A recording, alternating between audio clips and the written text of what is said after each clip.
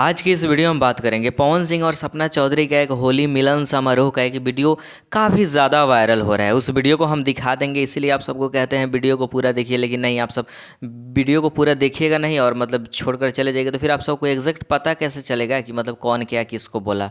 इसलिए वीडियो को पूरा देखिए और चैनल को सब्सक्राइब कीजिएगा और वीडियो को ज़रूर लाइक कीजिएगा। और ये मात्र 15 सेकंड का वीडियो है। वीडियो हम मतलब इस वीडियो में कहीं भी डाल सकते हैं, तो इसलिए आप सब इस वीडियो को पूरा देखिएगा। और 15 सेकंड का वीडियो हम एग्जैक्ट आप सबको समझा देते हैं कि उसमें हुआ क्या है।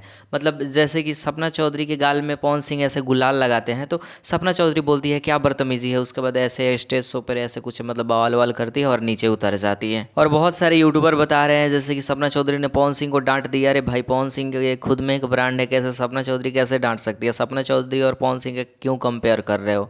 तो ऐसे कोई गलत न्यूज़ मत बनाओ, कैसे कोई गलत अफवाह मत फैलाओ। ऐसे वो जो 15 सेकंड का वीडियो है ना, बस ऐसे उसको प्रचार और प्रमोशन के लिए वैसे बनाया गया है।